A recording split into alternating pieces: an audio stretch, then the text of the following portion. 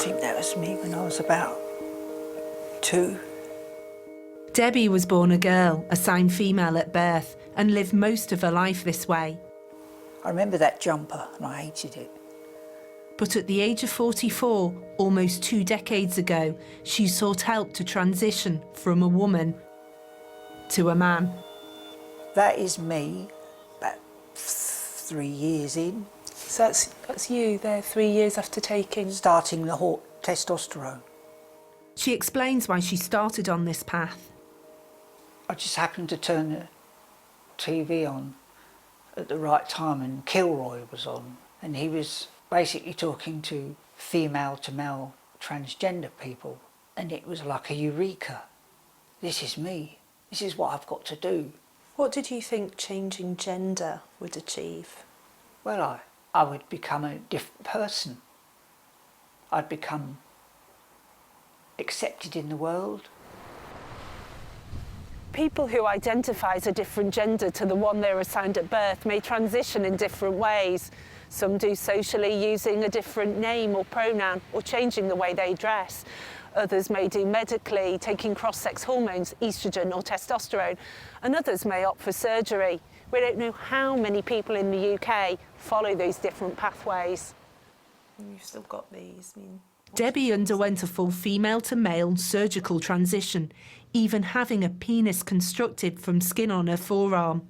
But after multiple procedures, changing her name to Lee, and 17 years on testosterone, Debbie now deeply regrets what has happened. She's decided to detransition, go back to living as the gender she was assigned at birth. I remember breaking down. It was like, this was a mistake. It should never have happened. But it was like, what the hell do you do about it? You know, how do you go through yet another harrowing transition? What do you do? I've got no hair, I've got a beard, I've had all my body mutilated. How the hell do I go back to being the Debbie that I was? Debbie's circumstances are extreme, but she's not alone in changing her mind about identifying as transgender. Charlie Evans struggled with her gender identity from a young age. At 15, she started to identify as a boy, shaving her head, binding her breasts, and using male pronouns. She never took testosterone though, and after several years decided to go back to identifying as a woman. There are few studies behind detransition rates, but I can tell you that there are thousands of us. This year, she went public with a story for the first time at a gay pride rally. She went on to set up a support network for detransitioners and says she's been contacted by around 300 people. I hadn't expected to have such a response to it. And I started being contacted by people who've been medically, surgically transitioned. Charlie says they were mostly assigned female at birth and later identified as male. They view their detransition in different ways. Some are distressed, others are not. Although Charlie concedes she cannot verify their accounts and it may be a biased sample. Most of us are same-sex attracted. Most of us identify as either lesbian or bisexual. And a lot of us are autistic and tend to be under the age of about 25. It's only anecdotal, but what are people in your support network telling you that they would have liked to have happened at the time they were making decisions to transition? A lot of these young women feel that they were not in a state that they were able to give consent because they felt so unwell with eating disorders or depression, or this was going to be the thing that made them feel better. They often feel that they didn't follow up intensive therapy as much as they could have to make sure that it was really informed consent and the right path for them. We don't know how many people detransition or for what reason. Experts we've spoken to say the research is limited and the existing studies are flawed. Some say around 2% detransition, others argue it's even lower. But the reality is we just don't know. It may be more, it may be less. There's no robust research about detransitioning, but having worked with transgender adults for more than a decade, psychotherapist James Caspian has now spoken to dozens of detransitioners. He has spotted some commonalities. A lot of them will say they've spent a lot of time on social media where they've seen a lot of people who've transitioned, feeling it was very cool, feeling that it was a way to get away from being female. Quite a lot of them seem to have had a very negative experience of being female in a female body, sexual harassment, even abuse. Debbie too believes she transitioned as a way of dealing with the sexual abuse she endured as a child. This is an extremely controversial area. Some fear detransition will be used as a weapon to deny trans people the care they need. Many groups working with the transgender community declined to take part in this film, but Mermaids, which had supported young people and their families for 25 years, agreed. This idea that it is easy is in complete contrast to the experiences we hear every single day. You know, the process is rigorous, and the process is there to ensure that any decision made is the right one for that person. We mustn't use these experiences to suggest that everybody is being dealt with in a way that suggests they're being pressured or made into being trans. That's incorrect. You can't make someone be trans. So how do people transition in the first place? Well, there are NHS specialist services for both children and adults. For young people questioning their gender identity, it's possible to take puberty-blocking drugs after an assessment, usually consisting of 3 to 6 sessions. Cross-sex hormones are only available from the age of 16, but many young people won't have physical intervention at all. In adult services, it's possible to get hormones after 1 or 2 appointments. Surgery is only allowed after taking hormones for at least a year. This is an incredibly difficult field to work in, and the stakes are high. We've been told of a constant balancing of risk, the risk of not allowing a medical intervention and the distress that may cause, against the risk of beginning a journey that later may be regretted. All this against a backdrop of scientific uncertainty. The Gender Identity Development Service, or GIDS, is the only NHS clinic in England that treats under 18s questioning their gender identity. Anna Hutchinson was part of its senior team for 5 years. I think one of the biggest dilemmas in this area is that the patient group are very sure of what they want from NHS England and from the professionals that they see. And many of them are very clear that they do want the medical intervention. The people for whom that pathway hasn't worked, in retrospect, will say that what they wished they had was therapy. So we've got a bit of a dilemma where perhaps what some of this patient group need may not be what they want at this time. Young people struggling with their gender identity can also experience other difficulties and often need support from CAMHS, Child and Adolescent Mental Health Services. So the specialist service is set up to see people specifically for gender dysphoria. They don't have the resources to work with any other presenting problems such as low mood or difficulties in the family. So they have to depend on local services to keep treating young people. But what we know is that over the past decade or so, CAMHS have really been struggling with resources. So despite the best of intentions, sometimes the resources to help with the problems that are going alongside the gender dysphoria are not there. Since Charlie went public with her support group, she's faced accusations that she was never really transgender and that she's anti-trans. At Manchester Pride this summer, she marched with a banner saying that gender ideology harms lesbians. She says she fears young lesbian girls are being misdiagnosed with gender dysphoria and placed on a medical pathway when they're actually gay.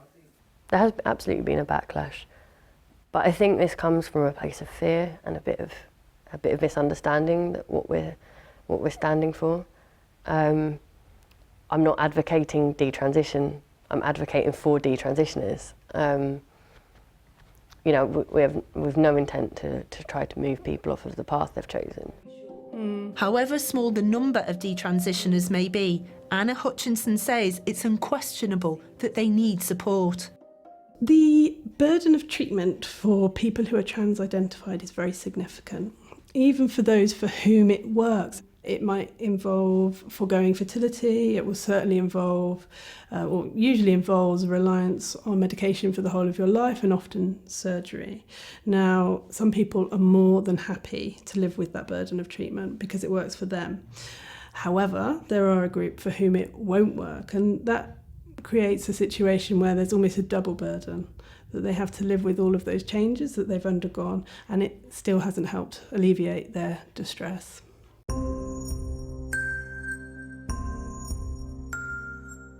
Debbie is now being seen by one of the NHS's gender identity clinics, but she says they're not sure how to help. She's also in touch with Charlie's support group, the Detransition Advocacy Network. I think I'd have to wave a magic wand, but I hope my hair will grow back in time with the oestrogen. The body hair would reduce and I could get rid of this beard. The subject of transgender healthcare is complex and emotive. It's clearly an area which needs much more scientific research and much more open and honest conversation to ensure a good quality of life for all concerned. These are a really particularly isolated group of people. You know, they are the vulnerable group within the vulnerable group. And, you know, they're having to self-organise to find help and to seek treatment. What's really, really important is to ensure that this experience isn't used to pressure other people. It shouldn't be used to tell those who are trans, those who are gender diverse, that they're wrong or different. It's about creating a system that makes everybody feel validated. Well, it was Deborah Cohen and Hannah Barnes with that report, and in a statement, NHS England told us every NHS service is led by clinicians based on patients' needs and informed by consideration of all available research, evidence, international standards and public consultation. All patients with gender dysphoria have extensive access to regular psychotherapy and counselling support, with a more detailed assessment process for those with complex physical or mental health problems. Adult patients are also required to live for at least a year in their desired gender before they become eligible for surgery. Well, Dr. Elizabeth Van Horn is a consultant psychiatrist in gender identity services at the Tavistock and Portman NHS Foundation Trust. Dr. Van Horn, we know many people transition without problem, but this film is about people like Charlie and Debbie who found that their decision to transition was a mistake. Your response? Well, my response is that obviously on hearing about anybody who has transitioned and then feels that it has been a mistake, I'm obviously extremely sympathetic. I find that very, very distressing. You know, as doctors and psychologists, we want to help our patients through their journey, not thwart them or put them at any more sort of disadvantage. But on the other hand, I mean, your piece actually showed this really well. This is a very tiny proportion of our patient population, and by saying that, I don't wish in any way to sort of limit the impact that it has on those particular individuals. But what we know from our population is that actually well less than 1% of our population choose to detransition. Isn't that the point? That, as Deborah Cohen made clear, we don't know that number is small because we don't know the number. Many that we talked to just said they can't return to the Tavistock for whatever reason that is. And your duty of care presumably should be to find out how people are feeling, to find out what has happened afterwards, where there isn't the extensive medical research or evidence to take care of those people? I wouldn't disagree with you at all, and I would actually encourage anybody who's in that situation to go and see their GP and to seek to get a referral back to a gender identity. But it's not just about going back, is it? It is a concern that you're putting people on these pathways without enough evidence of the treatment or of the long-term consequences of what that treatment is doing. This can be life-changing treatment in many situations and circumstances, and that pathway is something that you're putting people on without the requisite evidence. Well, I accept that we can always have a better evidence base. I don't accept that there is no evidence base. I think it depends on how you define your evidence base. And what I would add... Well, how do you define it? What do you give them? Well, I was just about to say that. You know, the children's service at the Tavistock has been running for 30 years. They have seen more than 10,000 patients. The adult Charing Cross Gender Identity Service has been running for a year less than I am, which I think is 53 years. In that time, they've seen tens of thousands of patients. So there may not be the sort of gold standard, as we would say in medicine, randomised controlled trials, but actually you are rarely going to get... Sorry? Well, I'm just curious, because the NHS is meant to be dispassionate, isn't it? It is for people to have faith in all treatments, whether it is a disease, a cancer, an asthma, or a gender reassignment. It has to be peer-reviewed. It has to be evidence-based research. It's not enough to say we fail to be clinically curious or acquire the relevant data and evidence that we need to make sure this is right. I think that's both harsh and inaccurate, actually. I mean, I think a lot of research has gone on over the years. I think that it's quite difficult to do very long-term research in any field. And if you're looking at people's reactions to transitioning, and you're looking at what happens 5, 10, 15, 20 years, very few studies will ever be set up that will actually take that into consideration. If you look at hang on, let me just ask you about the numbers, okay? Because the numbers are astonishing, that we know that in the last 4 years, the number of adults and children being referred to gender identity clinics has more than doubled. It's now at 8,000. Now, what do you attribute that to? I don't know. I don't think any of us know. But why aren't you finding out? I mean, you can't just say, I don't know and we're not looking into it. I didn't say that. I said we don't know. Well, are you looking into it? And we probably won't know until some time has passed. You know, I mean, I think you have to be realistic about what people are capable of achieving. So, you know, it's all very well for people to cast aspersion and opinion, but we are faced in a day-to-day... Are you looking into it? Really simple question. Can I just... Please. Are you looking into it? We are faced in a day-to-day situation with extremely distressed people coming to us, and we are trying to give them the best health care that we can. Of course, and when you have people coming through your door, you need to have the research to understand why. So are you looking into it? Can you explain, for example, why more than 75% of those referred to you are assigned female at birth? Do you know that? No, not yet, we don't. No. So in that gap between not knowing and not doing the research... And equally, Emily, prior to that, we didn't know why the majority of people that were being referred to our service were assigned male at birth. So something has shifted, you know. But you are the NHS. If you do not understand the cause, how can you direct people on the right path when this could be a life-changing moment? I mean, is it enough to say, we don't know, and actually there is no body of research I can point to that is investigating this? We're dealing with whoever comes in the door. Well, no, I think that is a bit disingenuous, actually. I mean, I think, you know, gender services have now been operating since the 1960s. It's been a very difficult field to even get clinical provision for due to various issues around stigma and prejudice. That is now thankfully changing. It's been a very difficult area in which to do research for a whole variety of reasons, of which that's one of them. And there is also, I think, a wealth of clinical expertise that's evolved. And I think, you know, it's very easy to put all your faith into what I would describe as quantitative research, but actually there is a wealth of qualitative research, you know, that has gone on in terms of clinical expertise and experience.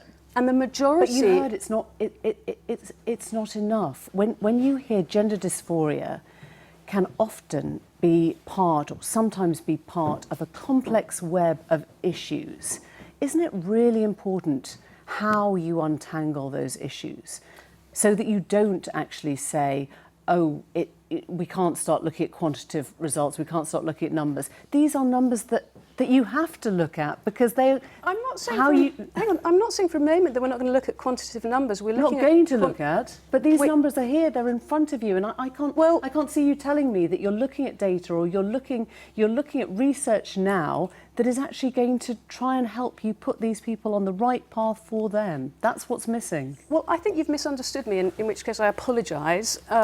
If anything I've said has led you to misunderstand me, because I think we are constantly, as a service, reviewing our processes, taking into consideration feedback, and we are constantly developing our service. And I think that's one thing that has happened, for example, recently in the Children and Young Person Service, is that there's been some feedback that makes that service think that maybe they should delay the age that people have access to puberty blockers from. So, you know, it's a dynamic process. We don't have all the answers. We try very hard, as much as anyone can. But I think at the end of the day, what people have to understand is that the people that come to us don't not have a problem to begin with. So it's not a question of do no harm. It's a question of how to mitigate that harm as best as you can in a very, very difficult circumstance. Elizabeth Horn, thank you. Thanks very much for coming in.